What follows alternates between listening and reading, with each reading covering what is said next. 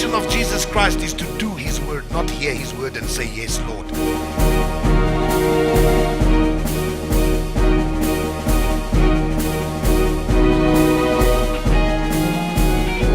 Faith brings power.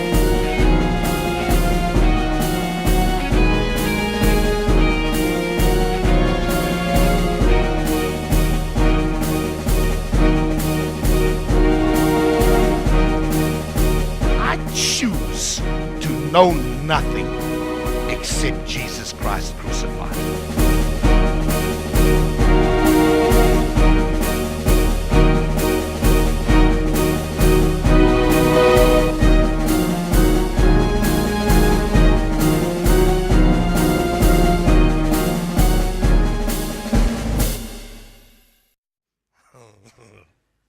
Tell your neighbor, this morning, your waters will be healed.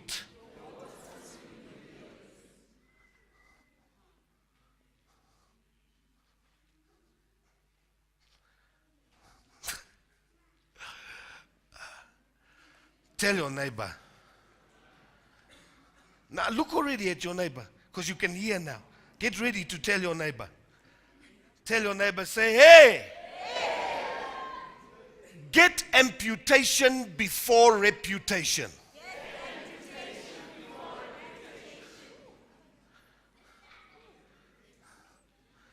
Ask your neighbor, say, hey, are you willing to have a one eye, one arm, one leg, brother? No, if your neighbor is a sister, you better say sister. If you have that confusion, we cast it out here. Mark chapter 9.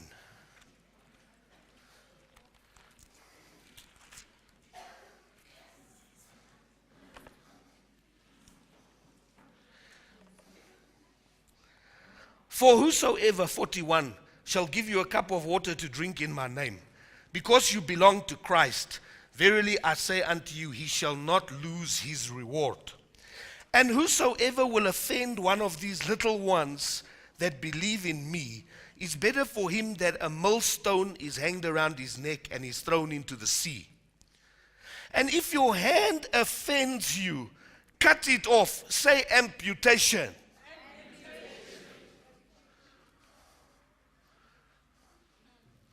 If your hand offends you, cut it off. In other words, offense is what? Jesus was talking about the children, because the disciples tried to stop the children coming to him. So he said, don't stop the children. Let them come to me, because the kingdom of heaven is theirs. Then he said, if you offend one of these little ones, it's better you put a stone on your neck and get thrown in the sea. So, talking about offenses, because we know the world today is full of offenses. When you see offenses, some people are not even touched by them. Their conscience is so hard, they just look at it. Can somebody here hear what I'm saying?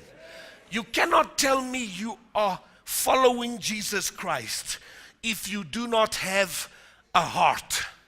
So to the one who is not yet a true believer, sin is sin. You want to be free because you don't want to be punished. But to the one who is a true believer, sin is an offense. You want to be free because you know your sin is hurting somebody. There's a difference. So in other words, the Lord is giving us a method to be free of offense. Tell your neighbor there's a method. Because you see, when I'm only dealing with sins because I want to not be punished, I did not yet receive true love. I might have got saved. I might have received the blood of the cross, but I have not yet received his love. When I receive his love, I'm not trying to deal with sins to escape punishment anymore. I'm trying to deal with sins to stop the process of offenses in the world. So watch this. He said, if you are not an adulterer, tell yourself, I'm not an adulterer. So if you are not, he says, if you look at a woman to lust after her, you're already an adulterer in your heart. So the one who you see is not an adulterer, but yet God knows in his heart he's an adulterer.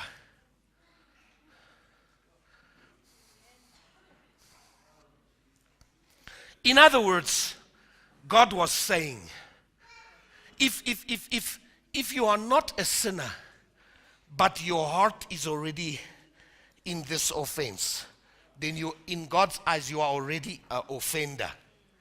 So in other words, other way around, though you are an offender, if you cut it in your heart, you are already healed.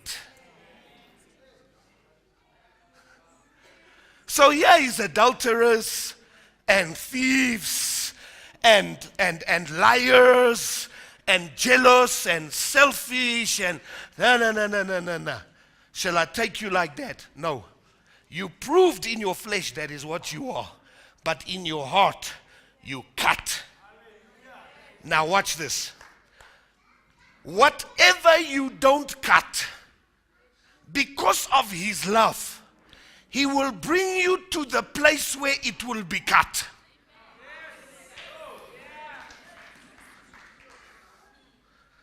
Because God's fire is purifying fire. It doesn't just give you rambambo roko shike, no. It also burns what should not be there. Sometimes this process is painful. Tell your neighbor, he gave us salt. You are saying something you don't even know what you're talking about. You see, Jesus didn't come do miracle, do healing, do miracle, then say, okay, let me go be tempted. No. He's tempted first. Then when temptation is finished, he's got approval. Approval produces reputation. So the Bible said he came out from the temptation and went into Galilee with power.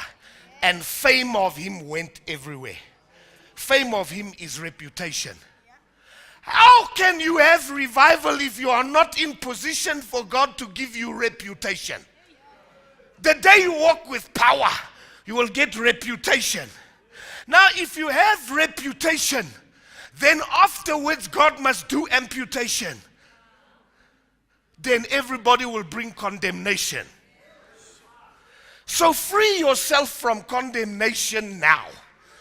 Do your own amputation. So when you have reputation,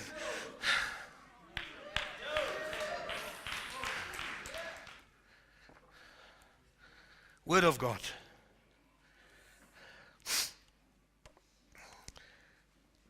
It's better for you to enter into life maimed than to have two hands but go to hell. Into fire that can never be quenched. And where your worm never dies. And the fire is not quenched. And if your foot offends you, cut it off. It's better to enter amakrok into life than have 2 feet to be cast into hell, into fire that shall never be quenched, where your worm does not die and the fire is not quenched. And if your eye offends you, pluck it out. It is better for you to enter into the kingdom of God with one eye than have 2 eyes and be cast into hell, where your worm dies not and the fire is not quenched.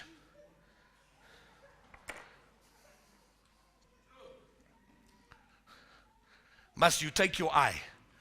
No, it's in your heart. He said, you say do not commit adultery. I say, If you are looking with lust, adultery is already in your heart. So you are an adulterer by your heart. But who did he call?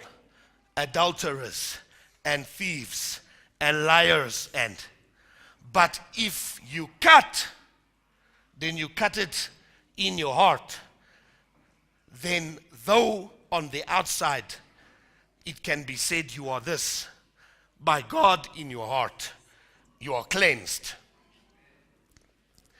A true disciple is the one who is willing to let him lead him to be tempted. Most of you are trying to escape temptation. Why? Because you don't want to cut. So you say, don't let me have temptation. Deliverance from temptation is not no temptation. Deliverance from temptation is knowledge how to cut.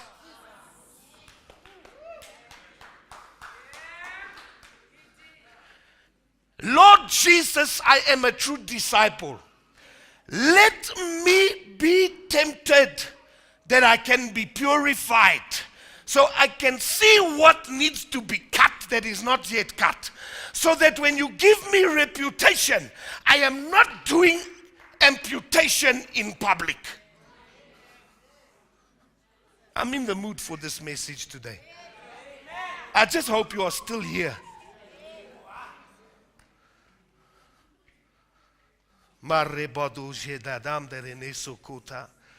So watch, Word of God. Verse 49. 4. It's the same chapter, the same verses, the same context. Are you with me? For everyone shall be salted with fire, and every sacrifice shall be salted with salt. Everyone will be salted with fire, and every sacrifice must be salted with salt.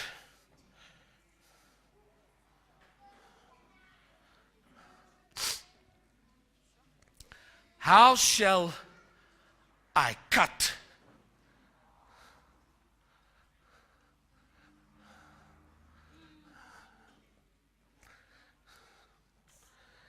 In Leviticus 2:13, I don't think we've got time for you to go there. You'll have to make notes or else you run, because I want to preach fast now. Leviticus 2:13, he says, every offering of your meat offering you must season with salt. Neither shall you suffer the salt of the covenant of your God to be lacking from your meat offering. With all your offerings you shall offer salt.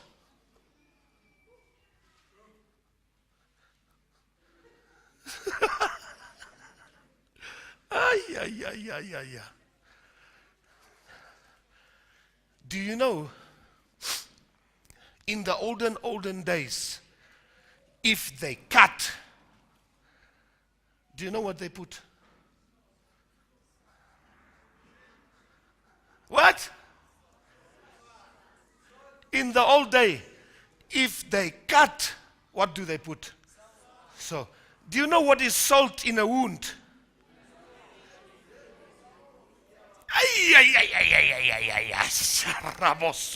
God, give me grace. You see, if I take my heart to say I cut, I should know that when I've cut, I've sealed. How shall I seal? Use salt. So even in the Old Testament, he told them, you cannot put this meat and burn sacrifice without salt. If you put sacrifice here on the fire, it must have salt. But we know everything for the Old Testament. He was speaking truth about Jesus Christ. So he told them this covenant is a covenant of salt. Why? When you put salt on meat, it makes sure nothing ever again can come inside that meat. We make biltong. Why has the biltong not got worms and got hohos and got why? Because of salt. So you cannot give something to God unless it is salted.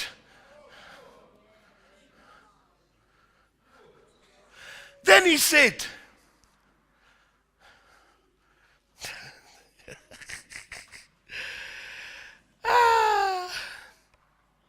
salt is good, but if the salt has lost its saltiness, with what will you season it? You're not going to believe what I'm going to read you. Have salt in yourselves and have peace with one another. So in other words, everything that is offending, it is disturbing peace. When you cut, so the one who has got saltiness is the one who has been cutting. When the salt has got no flavor, it means it's a Christian who doesn't know how to cut. It will tell you it's a sacrifice, but when the fire comes, you will find the body is not there. If you are not an amputator, when you come to reputation, you will bring condemnation to the whole body of Christ. So you are the salt of the earth. He said it in Luke and in Matthew. He said, you are the salt of the earth. What does it mean? It means I'm the one in the earth that can heal. I'm the one in the earth that can seal the offense. I'm the one in the earth that can stop the flies. No, you didn't hear what I said. I said I'm the one in the earth who can stop the flies.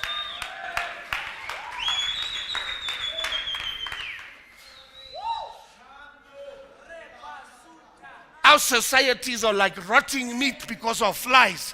But you are the salt of the earth. But you have got no saltiness for yourself because you don't cut yourself. So you are a sacrifice without salt. You are not according to God. In Ecclesiastes, there was a scripture, he said, the flies, they cause the perfume. Just small flies, they cause the perfume to stink. It says, the same is small foolishness with one who has reputation for wisdom and honor. You see, before your reputation,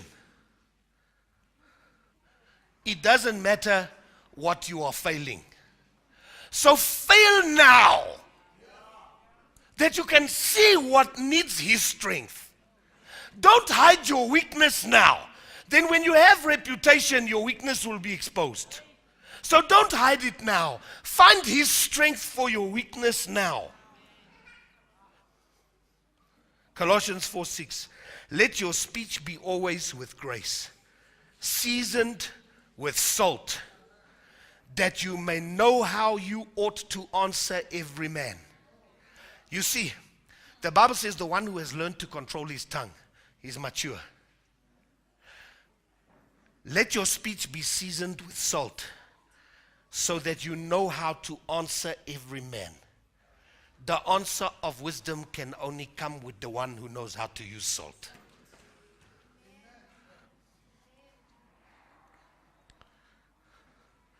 Otherwise, what you are speaking, it may smell like perfume, but the flies in it later on will find it stinks.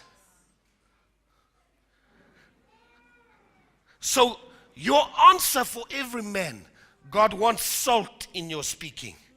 He wants the people to hear the tongue of the one who has cut.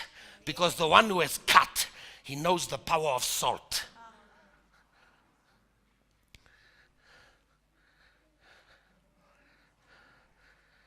The way we are today as Christians,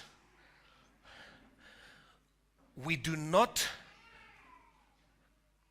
bring the cure to our society because the waters are corrupted.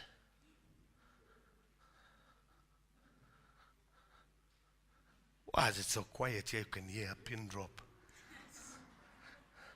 I said the cure for everything is waters. He said, the one who believes on him, he will give you authority to be a son of God. And out of your belly will flow rivers of living water. That means in every believer, there is water of life to be the cure for everything. What everything? Poverty is killing people. The water is the cure. Disease is killing people. The water is the cure. Devils are killing people. The water is the cure.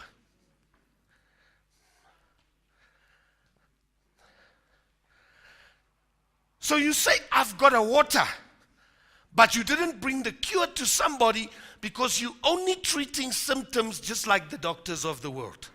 Because the cure in you is not right. Because the water is bitter. Because there's still unforgiveness. There's still flesh. Do you know what happens if you throw a dead cow in the water? Then 2 weeks later you go drink water down from that cow. You're going to die. Listen to me. It's better to be a Christian without water than a Christian with dirty water. If you have no water, people will drink somewhere else. But if you have dirty water, people will drink from you and die. The men of the city said to Elisha, behold, I pray you, the situation of this city is pleasant, as you can see. But the water is not here, and the ground is barren.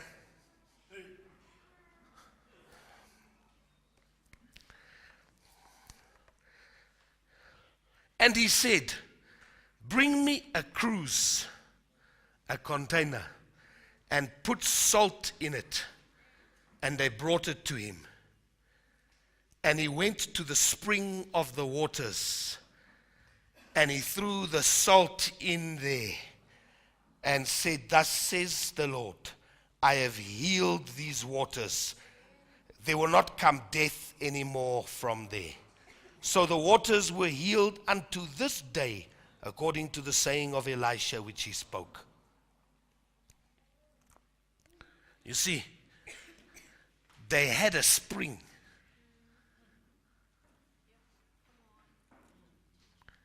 They had a spring. But the spring was mixed with other things. So the people that were drinking that water were dying. What will you do if you think you are ministering your water, but you find out after 10 years the water you've been giving the people has been making them sick?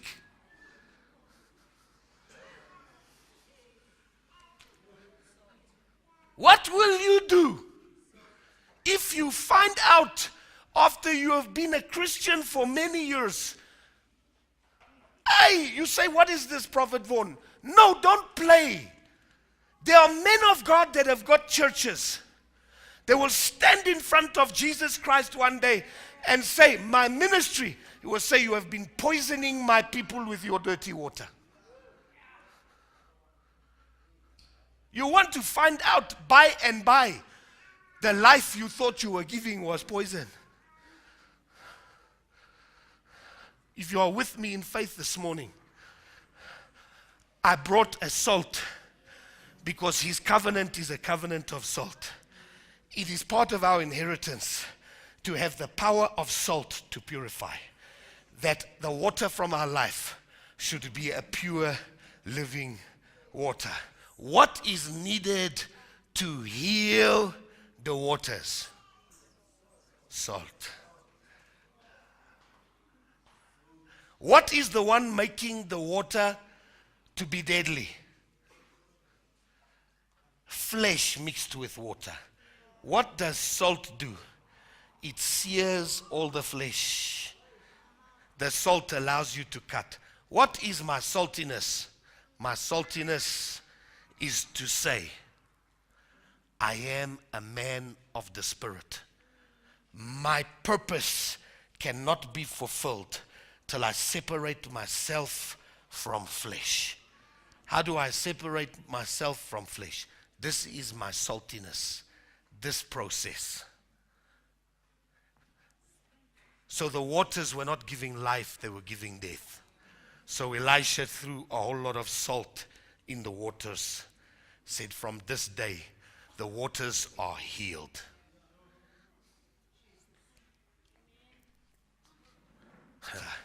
So I am a prophet. So like Elisha, I want to make a prophecy. I want to heal your waters today. Some of you, you will find your tongue will change. Some of you will find after this blessing, you will go home. Some sins you were struggling with, the temptation will be finished. Some of you will go home. You will find thoughts you were thinking becoming pure.